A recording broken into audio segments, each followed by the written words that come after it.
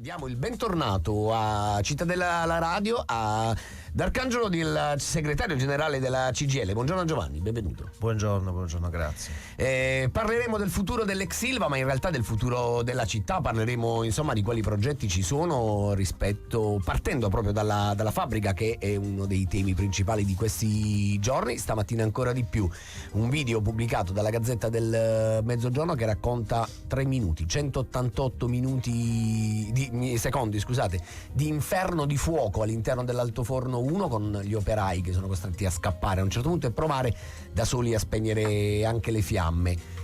Questo, D'Arcangelo, è un po' emblematico delle condizioni dello stabilimento o è solo un caso? No, è proprio, come detto, emblematico dello stato in cui versa lo stabilimento, che vorrei dire che innanzitutto credo che la comunità debba ringraziare il coraggio di quei lavoratori che hanno avuto la capacità di spegnere insieme ai vigili del fuoco quell'incendio, perché avrebbe potuto avere conseguenze ancora più devastanti. Quindi bisogna ringraziarli innanzitutto, ma soprattutto mette in evidenza tre cose fondamentalmente. La prima, lo stato in cui versa lo stabilimento in termini proprio di sicurezza. La seconda è che i primi a essere esposti sono i lavoratori che ci lavorano lì, e la terza che sono esposti in particolar modo i cittadini, perché quell'incendio ha prodotto quella emissione in atmosfera di quella nube nera, che ovviamente non può che far male non solo all'ambiente, alla vista, alla comunità, insomma. Alla comunità. Però partendo dai lavoratori, il ministro Urso adesso punta il dito contro la procura, dicendo che ha dato l'autorizzazione in ritardo, non c'è una parola sui lavoratori. Assolutamente, la cosa è scioccante, vorrei definirlo così, sia proprio perché non fa menzione una volta ai lavoratori su come hanno agito all'interno dello stabilimento, ma anche perché questa battaglia fra poteri, non tra chi la pensa in un modo e chi la pensa in un altro, ma tra chi dice di aver detto la verità e l'altro ha detto invece una bugia. Questa cosa è scioccante, forse è una cosa che non abbiamo mai visto all'interno di questo territorio. Avete indetto uno sciopero per domani, 4 ore. Non siete stati un po' troppo morbidi stavolta? Non siete arrivati un po' tardi?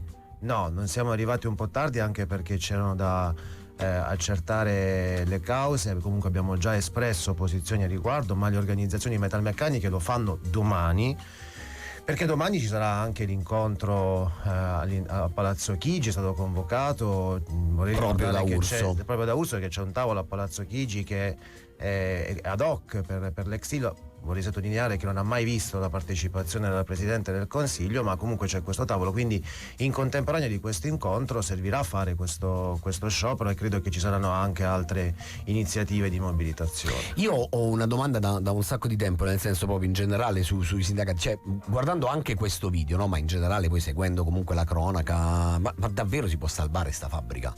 Cioè la sensazione è che sia un catorcio, che sia una sorta di accanimento terapeutico. Allora, io su questo dico una cosa ben chiara, e vorrei anche utilizzare questo momento per dirlo in maniera chiara.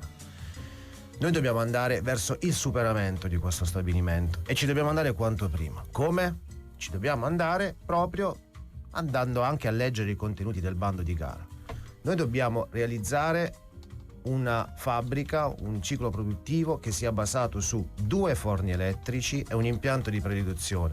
Il punto è che lo diciamo da anni, il bando di gara ormai è datato 1 anno, si continua ad andare avanti in questo stato, oserei dire, quasi comatoso dello stabilimento, ma il punto è che se non cominciamo immediatamente a fare quello che dobbiamo fare come politiche di transizione, noi correremo il rischio di buttare la palla in avanti, e probabilmente fra qualche mese ci ritroveremo a commentare un altro atto di questo. D'Arcangelo, però il rischio, cioè il punto, almeno per me che magari seguo la cronaca, no? È che in qualche modo stiamo parlando di transizione, stiamo parlando di superamento di una fabbrica, tutto giusto. Il punto è che questi in questo momento, la sensazione è che non abbiano neanche i soldi per pagare le bollette dell'acqua. E questa è una cosa anche qui che comunque serve la volontà politica. Non è un caso che noi proprio in questi giorni, proprio avendo ormai preso definitivamente atto di questa condizione, che stiamo chiedendo la nazionalizzazione del sito siderurgico. La nazionalizzazione ci consentirebbe di partire immediatamente. Questo è il tema fondamentale. E allora io vorrei dire una cosa ben chiara, e la dico guardando, diciamo, virtualmente in faccia tutti coloro che all'interno di questo territorio hanno una sensibilità. Questi ultimi 15 anni sono stati anni di divisioni, lacerazioni, tra chi la pensava in un modo e chi la pensava in altro. Ora non siamo più di fronte, fatemela dire così, a un derby tra chi forse è non lo siamo mai stato, ma industrialista. qualcuno l'ha considerato tale, purtroppo. Sono d'accordo. Facciamo finta di essere in questo momento degli osservatori. Non è un derby tra chi è più industrialista e chi meno, tra chi vuole la chiusura e chi non la vuole. In questo momento c'è una via d'uscita, e la via d'uscita che mette insieme tutti è quello della realizzazione dei forni elettrici dell'impianto di produzione. Quindi c'è una strada. Peraltro l'impianto di produzione prevede una tecnologia innovativa che si possa utilizzare l'idrogeno, e quindi noi stiamo andando incontro anche verso quella direzione. Io faccio appello e togliamo via di mezzo lacerazioni e divisioni, sediamoci attorno a un tavolo, perché una comunità che è divisa fa bene a chi fa il gioco di chi, come in questo momento al governo, vuole buttare la palla in avanti. Leggevo stamattina di questi 15 fantomatici progetti. C'è anche l'intelligenza artificiale. Ecco, anche il ministro Urso si è ammalato di una sindrome, che è la sindrome dell'annoncite. Qui con noi Giovanni D'Arcangelo, segretario generale di CGIL Taranto. Con lui stiamo parlando, partendo in qualche modo dal futuro dell'ex Ilva, anche del futuro un po' della comunità. Le due cose sono profondamente legate. Si parlava insomma dell'ipotesi di nazionalizzazione. Mi veniva in testa che quanto ci è costata, quanto ci deve costare sta fabbrica d'Arcangelo? Cioè, se la nazionalizziamo, oddio, tutti questi anni dal 2012 in poi è di fatto quasi nazionalizzata la parentesi di ArcelorMittal. È stata, se vogliamo, quasi uno scherzo, una presa in giro. Ma quanto ci deve costare questa fabbrica? Si stima che possa costare fino a 4 miliardi di euro, e credo che se questa sia anche una delle basi di trattativa con gli azeri di Baku Steel. E il punto è che tanto vale nazionalizzarla, cioè questo è il senso, cioè non è che stiamo portando avanti una posizione ideologica, è una posizione veramente fattibile. Sì, perché con tutte le risorse che stiamo spendendo per buttare, ripeto, come dicevo prima, la palla in avanti, allora tanto vale nazionalizzarla e rilanciarla, ma sulla base del fatto che la produzione e le questioni che riguardano i cittadini, la salvaguardia dei cittadini, l'ambiente e i lavoratori vada di pari passo. Questo è il principio della nazionalizzazione. Rispetto a chi dice sta fabbrica chiudiamola perché ormai sono 15 anni che proviamo a salvare salute e lavoro, non siamo riusciti, questo diciamocelo francamente, a fare né l'uno né l'altro nel 2025, a chi dice chiudiamola e viviamo di turismo magari, che si risponde? Che a continuare a buttare la palla in avanti, perché non si può sostituire un comparto produttivo con un altro. Qua stiamo parlando di qualcosa come tra 8.000 sicuri, ma stiamo parlando di tutti quelli dell'indotto. Qua stiamo parlando di 12.000 persone nell'intero territorio provinciale, e che mica solamente quello, cioè influiscono anche sull'economia globale del territorio. Non possiamo uscire così, i settori devono essere complementari, ma noi, ripeto, possiamo lavorare come ragionavamo anni fa su una fabbrica che possa essere realmente compatibile. Oggi le tecnologie e i nuovi processi produttivi si dicono sì, finalmente si può fare. Stiamo parlando comunque, in questo caso immagino, di una Ilva, di una mini Ilva, di una Ilvia più piccola, non so, immagino, senza l'aria a caldo che produce come in questo momento, per esempio. Esattamente, stiamo parlando di qualcosa sicuramente che sarà più ridimensionato, ma qual è l'elemento di novità?